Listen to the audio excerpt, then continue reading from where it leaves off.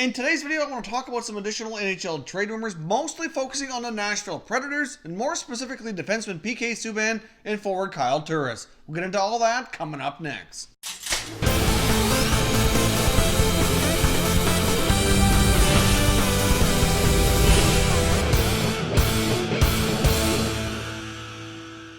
Welcome back to another video here at Top Shelf Hockey. If you're new to the channel, thanks for stopping by. We review and discuss all 31 NHL teams, so if you're a huge hockey fan, consider subscribing and clicking the bell so you don't miss anything. So there's some more information in the rumor mill regarding the Nashville Predators and some potential moves they might make this offseason. And once again, defenseman PK Subban's name is being brought up as potential trade bait. Now, of course, PK Subban has had a down season for sure, probably the worst of his NHL career. I know he was battling some injuries that did certainly play a role in it, but oftentimes when you have a down season, your name ends up being brought up in trade rumors, especially where the Predators are paying him a lot of money and need to improve other areas of their team, so they need to find some cap space, and trading Subban would certainly go a long way to helping with that. PK Subban still has 3 more years left on his contract, making $9 million. They have a very expensive blue line, a very solid blue line as well, and they do have a big contract extension negotiation to complete with Captain Robin Josi this summer as well, and he's certainly on a very team-friendly contract now, but it's expected he's going to be getting a very significant raise, and it's going to be hard to keep the top 4D in Nashville together much longer anyhow. Combine that with the fact that they really need some additional scoring power up front to improve their power play and improve their overall team scoring. It makes a lot of sense for trading PK Subban this year. You also throw in the fact that PK Subban doesn't have any trade protection in his contract. It makes it a lot easier to get a deal done here. Now, of course, GM David Poile is known for being very aggressive, making big moves. At the same time, I know David Poile's not a fan of retaining salary, and if you take a look at his track record here for the past few years, he hasn't moved out any big contracts and retained salary on it, so I'm sure that's something he would not want to do, but at the same time, he may or may not have to do that to move a guy like Subban or Kyle Turris. Of course, PK Subban's 30 years old. He's a right-shot defenseman. He can be very dynamic, put up lots of points, and there's all kinds of teams out there looking for a dynamic right-shot defenseman. I don't imagine there'd be any shortage of interest in Subban if he's officially on the trade market, and it does appear as though Nashville is very open to the possibility of trading him should the right deal come along. Now, the only problem with Subban, though, like I said, is the fact that he gets paid $9 million for 3 more years. So obviously, Nashville might have to take on something a little bit more significant in return to make a lot of teams be able to afford that contract on their own. But at the same time, there is a lot of NHL teams near the bottom of the salary cap floor trying to work their way up here, trying to get themselves into playoff contention. There's all kinds of teams with lots of cap space, and where he doesn't have any trade protection, they're free to deal him wherever they can find a good deal. The NHL teams that have all kinds of cap space also have lots of draft picks and lots of good promising prospects as well, so it might be a case where they make a trade to get a bona fide veteran blue liner in Subban now in exchange for some picks and prospects for the future for Nashville. Because Nashville's prospect pool cupboard is not the most full by any means. They've got Dante Fabro in their lineup, likely should be a regular next year. And of course, you got Eeli Tolvanen. And outside of that, they don't really have a lot there in the prospect cupboard. Hard to say what they'll get in the draft this year, but they're not going to be picking super high. So it's kind of a victim of your success when you have a lot of years of making the playoffs, finishing higher in the standings. You don't get a lot of high draft picks, and you throw in the fact that they've traded away a lot of picks as well in recent years to acquire other players. This kind of hurts the prospect pool here longer term.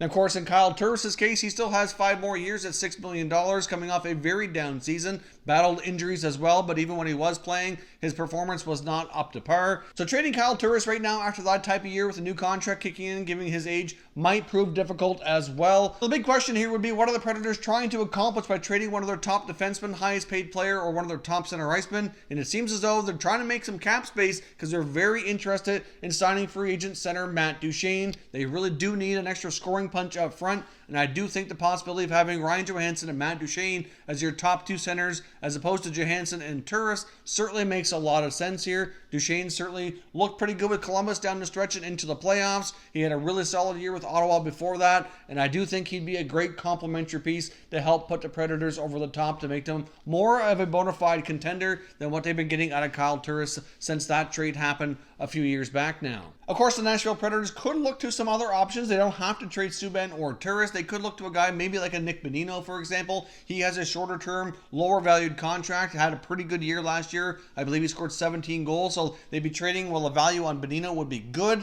So, of course, that's a possibility. They could look to move another blue liner like a Ryan Ellis, for example, but after just inking an 8-year extension just last summer, I do find it highly unlikely that they would trade him. They'd be trading him just as the extension kicks in here, and that would not send a good message to other team members and other potential free agents here. So I don't see Ryan Ellis getting traded here.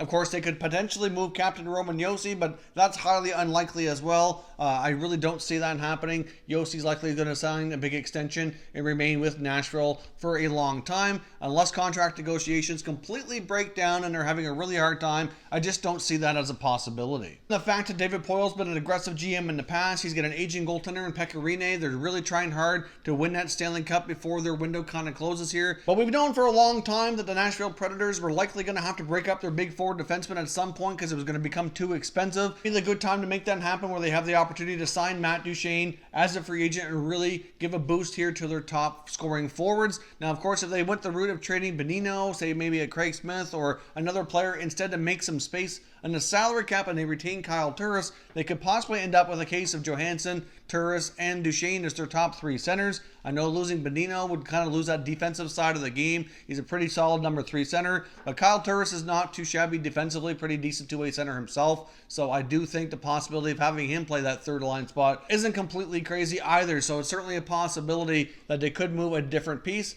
I don't think they need to trade Subban and Turris both. I do think Subban has more value than Turris does right now. So if they're able to work out a trade for PK, get him off the books at $9 million, bring in Matt Duchene as a free agent. Hopefully the acquiring team would be able to provide them with picks and prospects in return that they very well might help them move this team forward.